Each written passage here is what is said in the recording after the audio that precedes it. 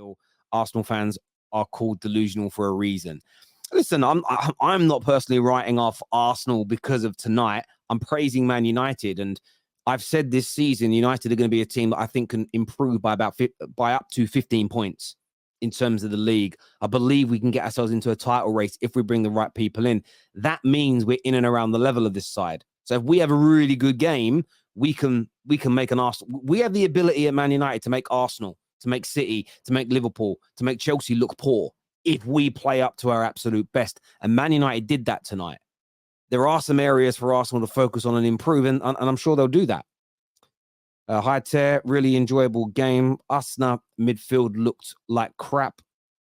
Rice is an overvalued donkey, and we all knew that. Havertz is mediocre, is what I Cut My Farts has got to say. I feel sorry for Rice. That midfield was, oh my God. Yeah, it was poor tonight. There was an invisible performance from them. It really was.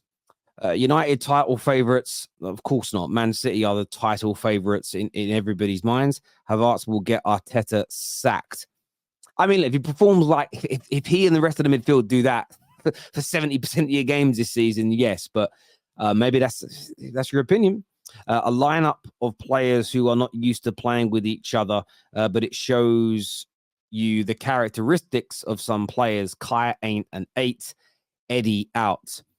Yeah, look, again, Eddie Nketiah, another just abject performance from him. Is Balogun on the bench? I didn't check for Arsenal. I'm not too sure if he was on. He was on the bench. I would have been fearful of him maybe coming on.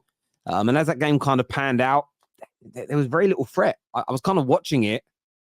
I actually had the UFC on at the same time to keep my eye on what Aspinall was doing. I didn't feel threatened. And that means something.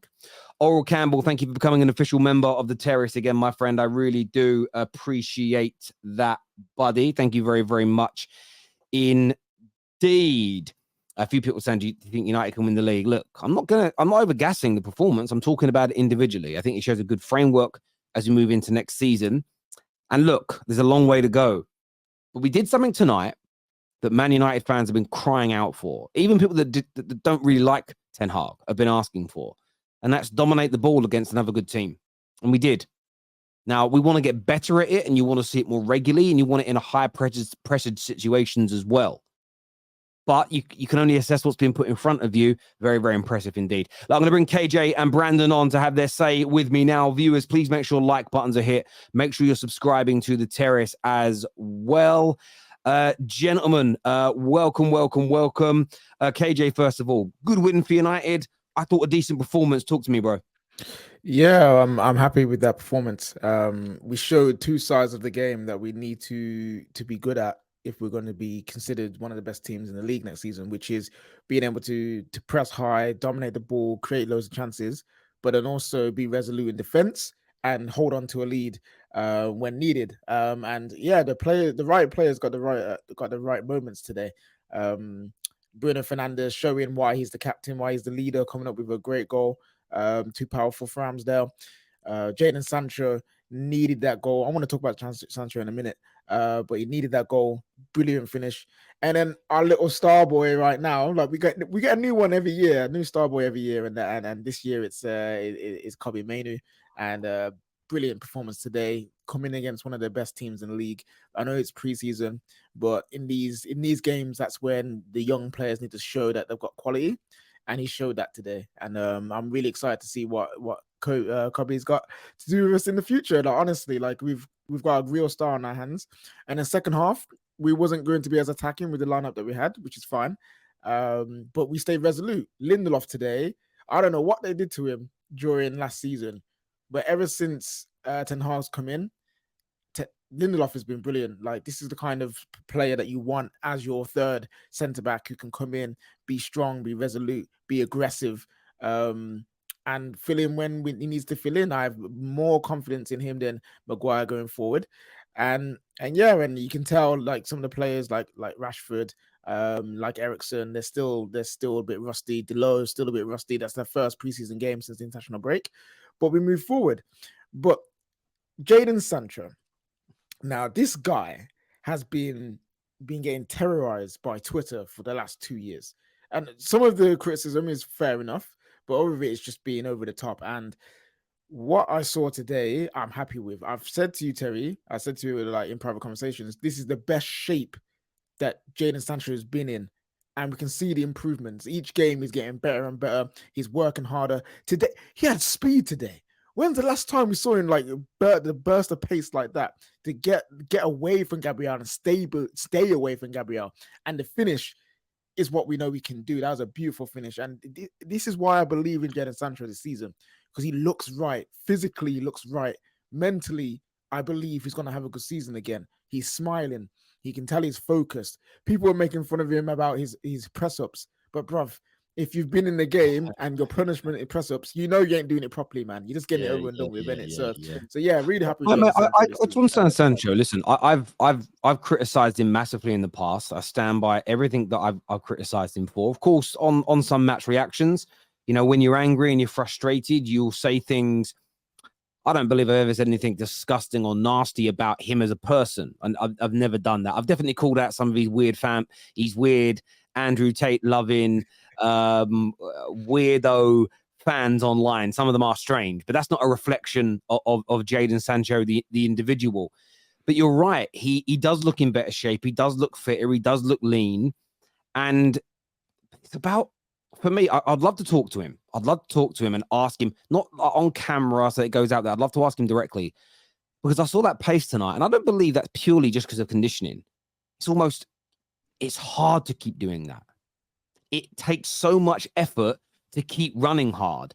It's a lot easier to run a bit and stop and then let other people run and for you to find the passes. When you've got speed, when you're not a quick player like Eriksen, there's no point in sprinting. But when I see Eriksen working harder in his sprints than I do Jadon Sancho, it annoys me because Sancho's quick. But tonight he was running, he was energetic. And for me, if the penny is dropped and this boy starts working hard, his level of ability and talent will shine through. And you've got a star there. And look, it's a preseason game. I want to see this in 99.9% of all games. But you're absolutely right. He was very impressive tonight. And I'll always give credit where credit is due, because I don't have an agenda. I just want players to work as hard as I know I would if I was on the football pitch for Manchester United Football Club, and that he deserves a hell of a lot of credit tonight. There's no doubt about it whatsoever. Lipstick here says, question, Terry, can you see a world where Mainu pushes Cass out the team? Not yet. Not yet. Casemiro is still one of the best defensive midfield players in world football. Mainu isn't there yet, but there's talent. And he had a test tonight. And he went up against one of the best midfields in Europe.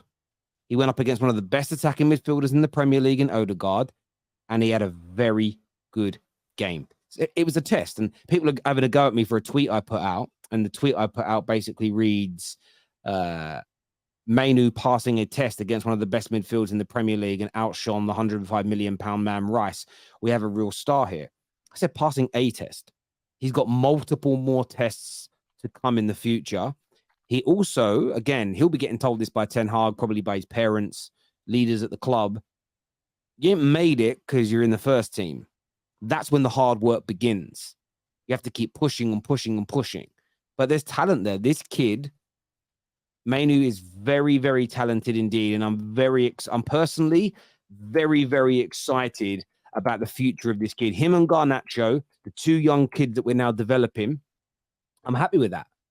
From the academy. I don't think you can do more than two at a time when you're trying to win things in the modern day game. But yeah, very, very happy with that indeed. Some more super chats here. First one said, how good is Mainu? Obviously, we just spoke about that there. Very, very talented indeed.